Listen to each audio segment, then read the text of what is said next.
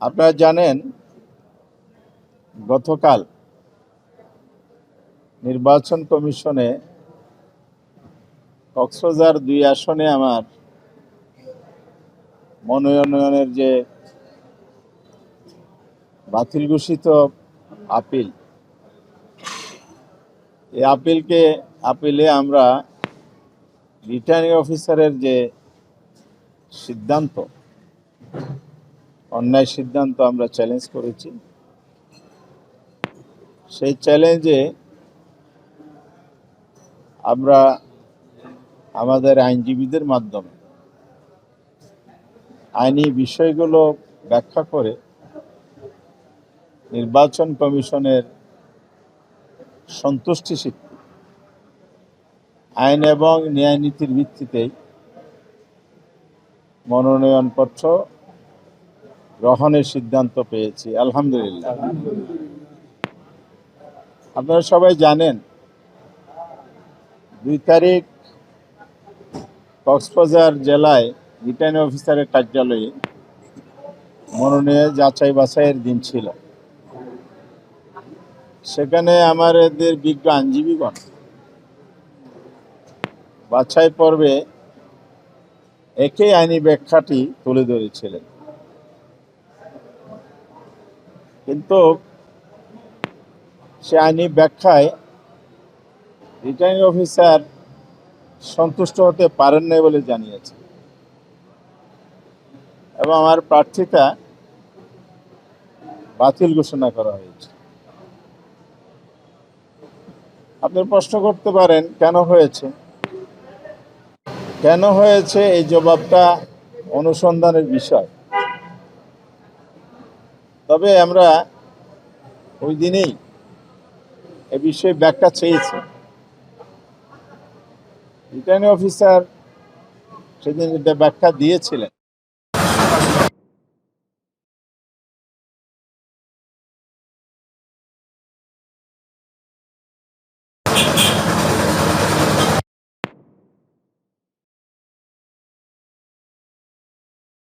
কেন হয়েছে এই জবাবটা অনুসন্ধানের বিষয়।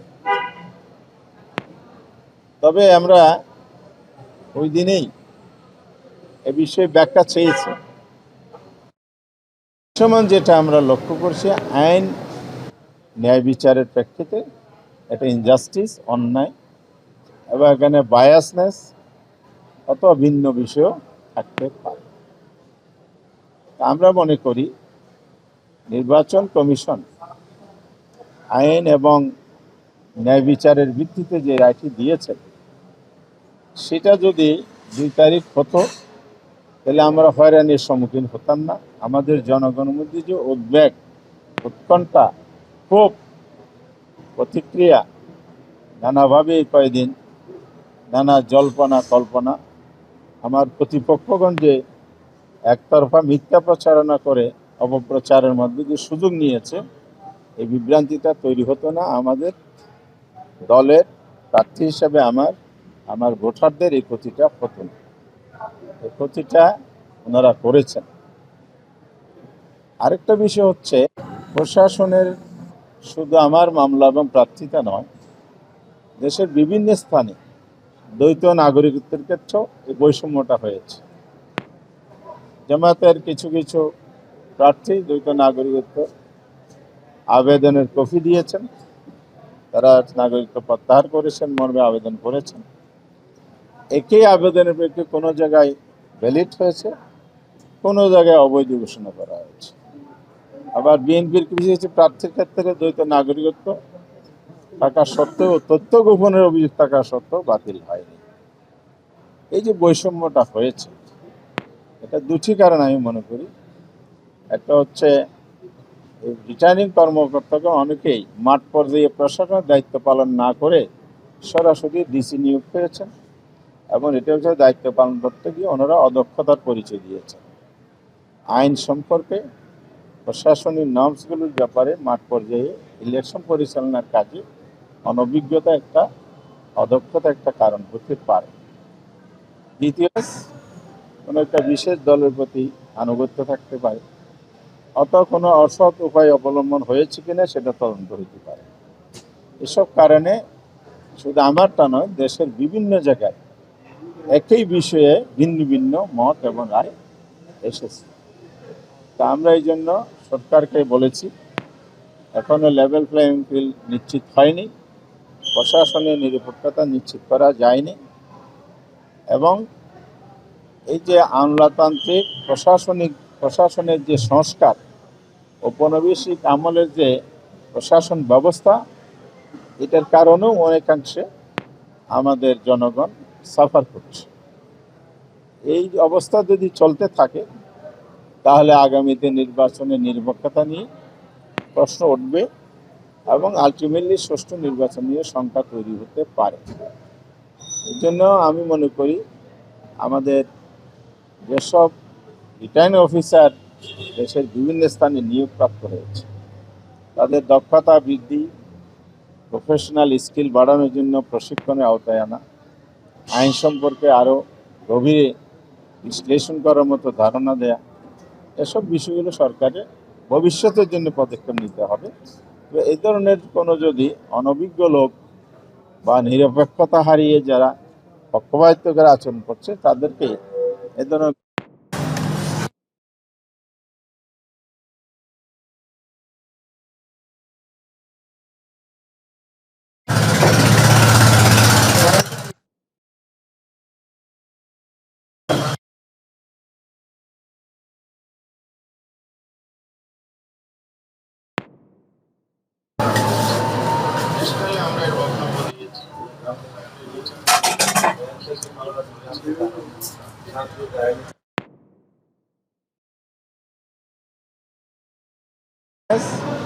কোনো একটা বিশেষ দলের প্রতি আনুগত্য থাকতে পারে, অত কোনো অসৎ উপায় অবলম্বন হয়েছে কিনা সেটা তদন্ত হইতে পারে।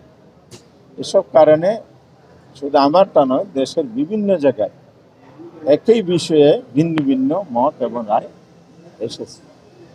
তা আমরা এই জন্য সরকারকে বলেছি, এখনো লেভেল প্লেইং ফিল্ড নিশ্চিত হয়নি, প্রশাসনের নিরপেক্ষতা নিশ্চিত করা যায়নি, এবং এই যে আমলাতান্ত্রিক প্রশাসনের যে সংস্কার, ঔপনিবেশিক আমলের যে প্রশাসন ব্যবস্থা, এটার কারণেও অনেকাংশে আমাদের জনগণ সাফার করছে। এই অবস্থা যদি চলতে থাকে তাহলে আগামীতে নির্বাচনের নিরপেক্ষতা নিয়ে প্রশ্ন উঠবে এবং আলটিমেটলি সুষ্ঠু নির্বাচন নিয়ে শঙ্কা তৈরি হতে পারে।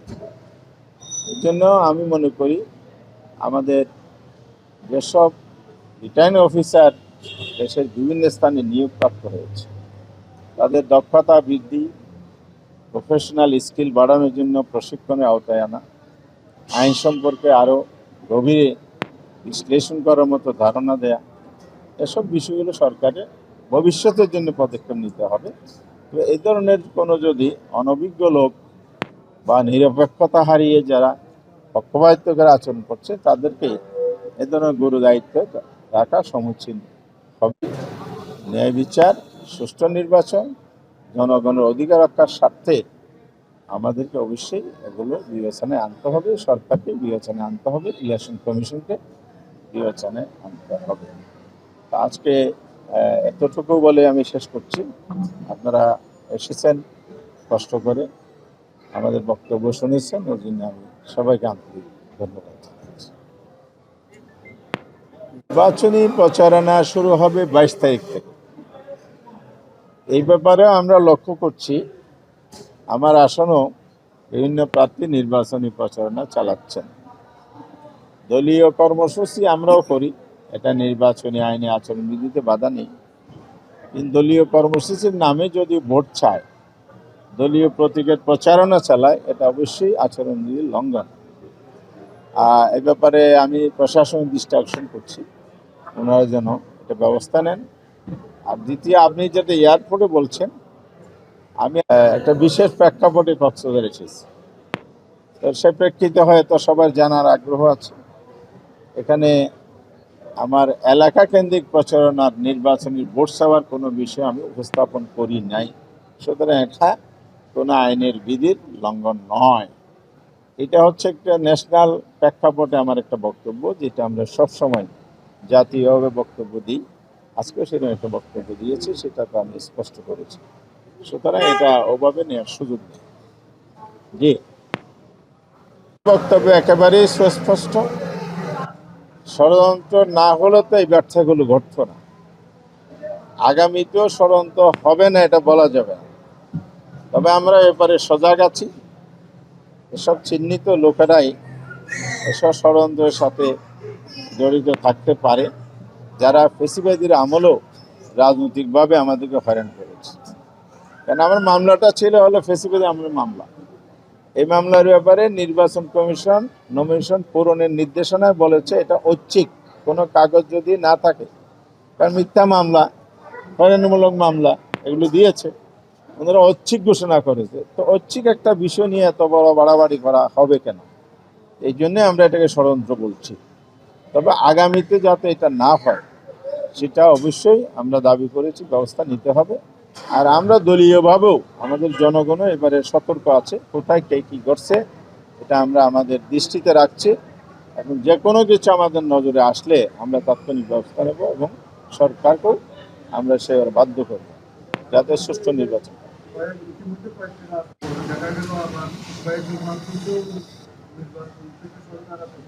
হ্যাঁ, প্রার্থীতে নিরাপত্তাজনিত তো ওসমান হাদির ঘটনাই তার বড় প্রমাণ। পরবর্তী আরও কিছু ঘটনা ঘটেছে। ন্যাশনালে আমরা এর বক্তব্য দিয়েছি, হত্যাকাণ্ডের বিচার দাবি করে আমরা কর্মসূচি পালন করেছি। প্রার্থীর নিরাপত্তার ব্যাপারে সরকারের একটা ইনস্ট্রাকশন আমরা লক্ষ্য করেছি মিডিয়ার মাধ্যমে। তা আমি প্রার্থী হিসাবে নিজেও মনে করি আজকে নির্বাচনী মাঠে অবাধে যদি বিচরণ করতে হয়, সকল প্রার্থীর নিরাপত্তা নিশ্চিত প্রশাসনকে করতে হবে, সরকারকে করতে হবে। সরকার যে ব্যবস্থাটা নিয়েছে এটা কার্যকর এখনো হয়নি, এটা ঘোষণা মাত্র। এটার জন্য স্থানীয় প্রশাসন এবং আমাদের স্বরাষ্ট্র মন্ত্রণালয় কনসার্ন মিনিস্ট্রি হিসেবে যাতে এটা ব্যবস্থা নেয়। সরকারের এজেন্সি আছে, তাদের কাছে তথ্য আছে, অবৈধ অস্ত্র উদ্ধার, বিশেষ করে মহেশখালী, টেকনাফ কিছু কিছু উপকূলীয় এলাকায় অবৈধ অস্ত্রের ছড়াছড়ি আছে। সেই জিনিসগুলো সবাই জানেন, আপনারাও জানেন, এজেন্সিগুলোও জানে, সরকারের নলেজে আছে। কিন্তু আমরা দৃশ্যমান কার্যকর কোনো অস্ত্র উদ্ধারের অভিযান দেখতে পাচ্ছি না। কিছু কিছু অভিযান হচ্ছে, এটা কিন্তু বিতর্কের ঊর্ধ্ব নয়, এটা নিয়েও প্রশ্ন আছে। সুতরাং সরকারের উচ্চ পর্যায়ে যেন নির্বাচনকে সামনে রেখে বিশেষ অভিযান পরিচালনা করে দ্রুত অস্ত্র উদ্ধারের ব্যবস্থা নেওয়া হয় এবং যারা সন্ত্রাসী কার্যক্রমের সাথে জড়িত তাদেরকে আইনের আওতায় নেওয়া হয়, এটা আমরা দাবি করছি। কালার এক্সপার্ট, জর্জ স্যাপ এবং মাইল্ড অন হ্যান্ডস টেকনোলজি সমৃদ্ধ অরিক্স ক্রিস্টাল ওয়াশ আপনার লন্ড্রি এক্সপার্ট।